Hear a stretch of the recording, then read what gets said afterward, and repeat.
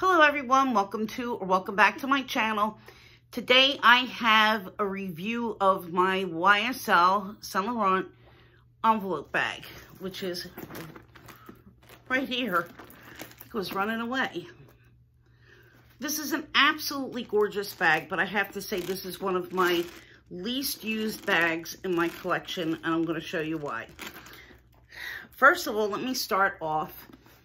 This is what they call the Grande de Poudre leather, which is basically YSL's version of Chanel Caviar.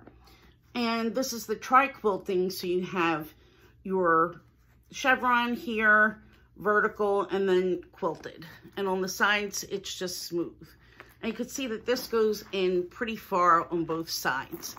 There's a slip pocket on the back, which is really tight. You really can't fit much in there but a couple of pieces of paper. And you have grommets on the top. It's an aged gold hardware. The logo on the front is also in the aged gold. And when you open it, you can see that the straps go through this section. So it only attaches to the top of the bag, which really makes it easy to crossbody, and the straps don't get in the way of anything. So it's beautiful. I mean, I have no complaint with how nice looking this bag is. It was really expensive, but of course I got a deal because I had some money off at Saks, and they were doing one of their promotions where if you spent X amount of money, you got a gift card. So I was able to get the gift card and whatever other discount that I may have had. So I think at the time when I bought this, about a year and a half ago, the retail was $2,200 maybe, and I think I paid somewhere around $1,600. So it was a very, very good deal considering how expensive the bag is. Oh, let me show the bottom. That's also smooth leather. And it's beautiful. So I really don't want to get rid of it, but my complaint is it really doesn't fit much. Now, you would think that with a bag this size, and I'm going to go over the measurements with you, because it's a fairly good-sized bag. So, here you could see it's 9 1/4 inches across. And then it's 8 inches tall. And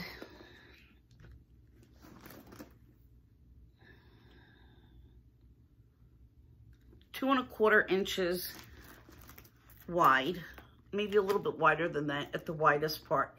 So let's go down. Let's give it 2.5 inches. But when you open the bag, because the sides go in, you can see it takes up a lot of room inside the bag. So let me show you how much you can actually, well, how big the inside is width-wise.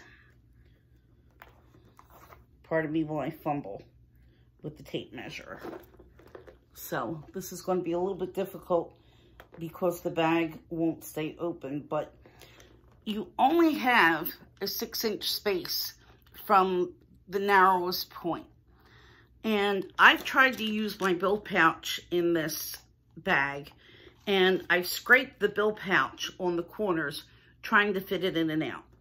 You can actually fit the bill pouch along the back, but you really need to squash it in between the curves in the back, and there's no room at all for any kind of wiggle room. So every time you pull it out, it's going to scrape against the sides of the inside.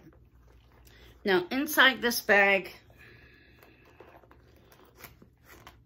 you have, let me take everything out and then I'll show you what it looks like putting things back in. I think it might be easier. So inside, it looks like this. There's a slip pocket, which is also really tight. You could slip a very, very thin card holder there or some receipts, but not really much else. The flap is lined with leather. The inside of the bag, you're not really going to be able to see because it's a big black hole. But the inside of the bag is lined with like a grosgrain fabric.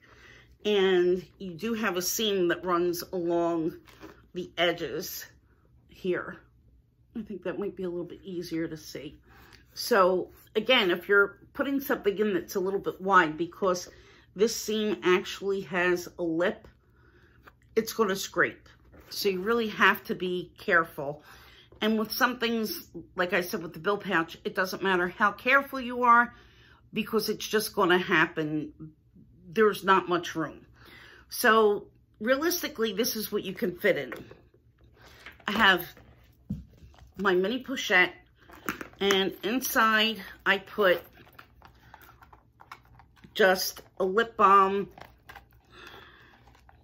because this would be barely what I would carry. A lip balm, a compact, and a hand cream. So we're going to put that in here.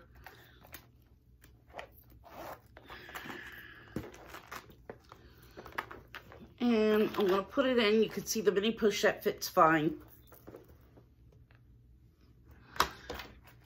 Then I'm going to attempt to put my keys that are in my key pouch. And if I put the keys in long ways, you can see there's not really much room to put anything else.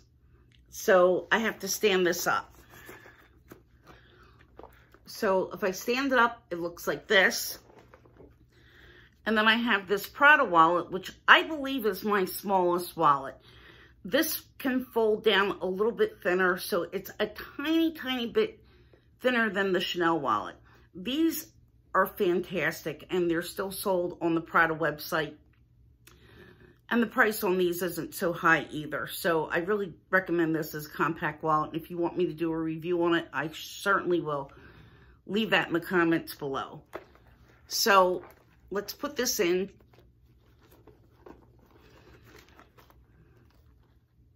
So you can see already, all the room is getting sucked up. And then if you need to put a phone, I'm filming on my phone, but here's the case. And you could actually feel it pull a bit when you put the phone case in.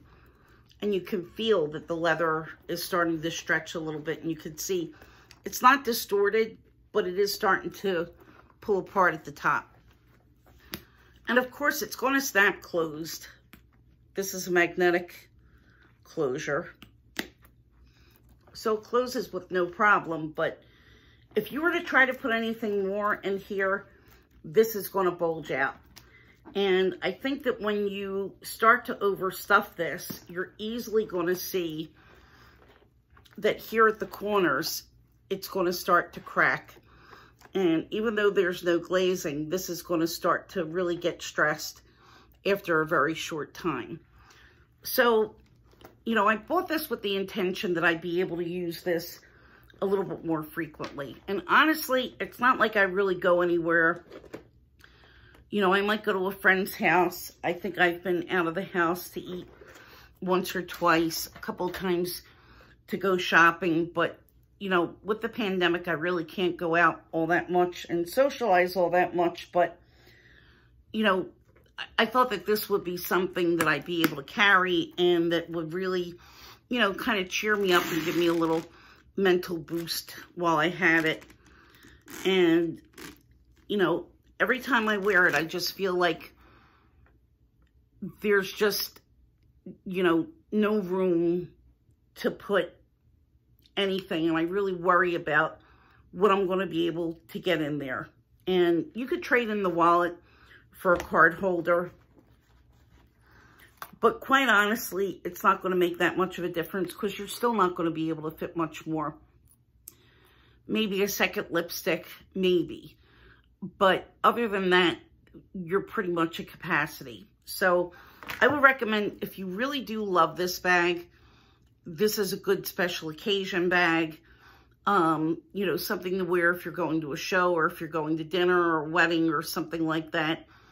You know, if you have somewhere important, it's perfect. But for every day, which is what I was kind of really hoping to use it more, it's not the best everyday bag.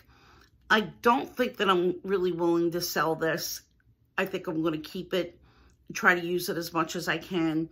You know, it's something that's not going to go out of style. And, you know, you could see after a year and a half, I could show you that there's really no wear.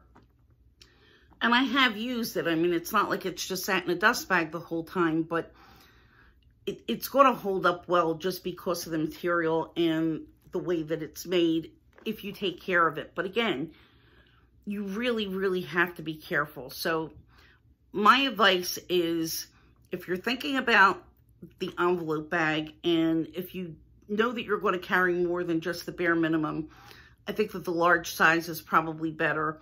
Or maybe consider the small Lulu, which is very close in size, but since it's soft, you can fit more. If you would like for me to do a comparison between the envelope bag and the toy Lulu, I can do that. So I'm going to show you guys what it looks like on my shoulder as a shoulder bag. And this is with the chains doubled. And this is what it looks like crossbody.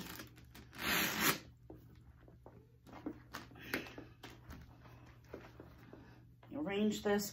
Obviously, I would never be able to wear this with a coat because it would never fit over my chest. But without a coat, it fits fine. You know, it looks okay. Of course, my sweater sticks out, but I can't really help that. But yeah, you can see it sits right on the top of my hip.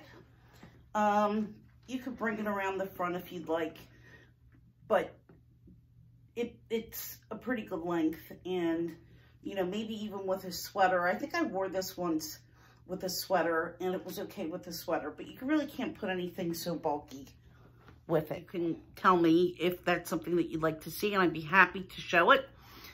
But in the meantime, thank you for watching. Hit the like button, hit the subscribe button if you enjoyed this video, and if you like my content, and I hope to see you all next. I appreciate everybody, and I love engaging with people in the comments, so please don't be shy. Have a good day. Bye-bye.